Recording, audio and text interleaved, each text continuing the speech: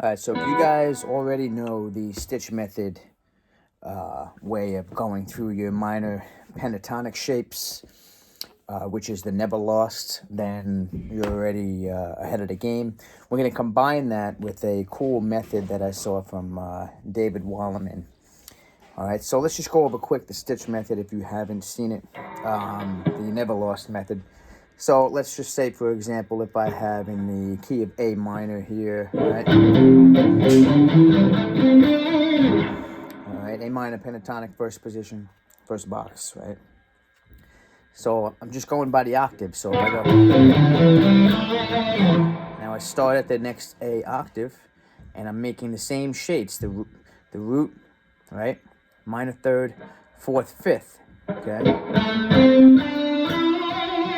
Now when I switch from the G string, there's always that little 1 fret up that you got to do. All right, that puts us right in the second position of minor pentatonic. Okay, what's cool is once you get used to it, if you're starting on your root on each string, you know what position you're in. So the one I just did, if my root is on the D string, I'm in second box of pentatonic.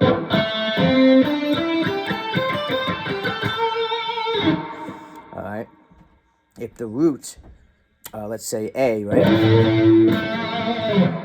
So obviously if the root is on the E string, we're in position 1. If the root is on the D string, we just said we're on position, or box 2. Box 1, box 2.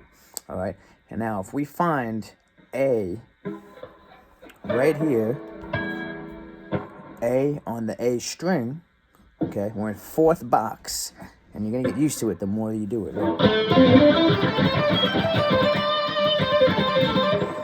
Okay, so that's how you navigate the Neverlost. And every time you're on a different string, when you find the root, you know what box you're in. First, your low string, E string, okay?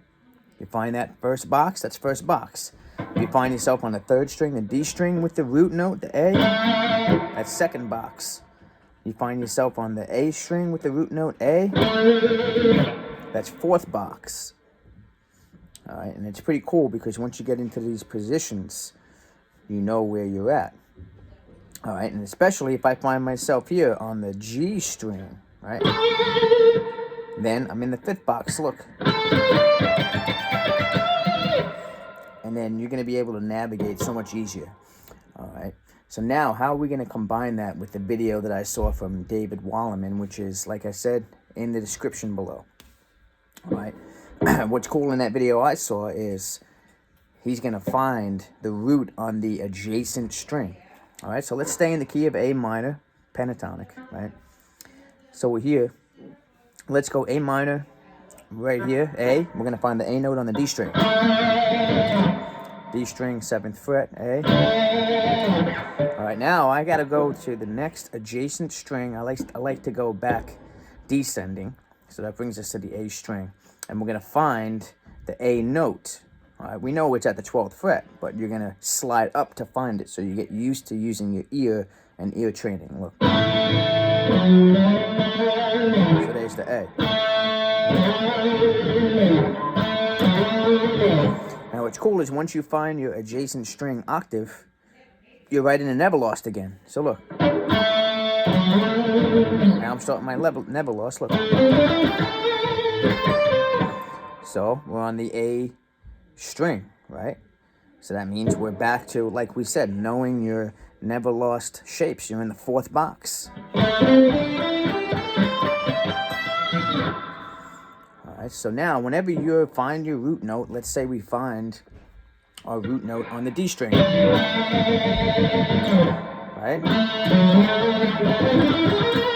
All right, messed that one up. That's fourth box, okay? So let's say we find our note, our next A note, right on the G string. We're in our Neverlost. Right in the fifth box. But let's say I start here. I want to find the A on the adjacent string from the G string, which is a D string. Once I found that, I'm in my same shape in the Neverlost. My first my minor third, my fourth, my fifth, right? So look, that starts us in box 2 again because we're just an octave up on the fretboard. Okay, so combining, knowing you're never lost, use your octaves as best as you can. All right, hope you guys enjoyed this first video of mine. All right, make sure you subscribe and like to both Stitch Method and David Wallerman. Links down below.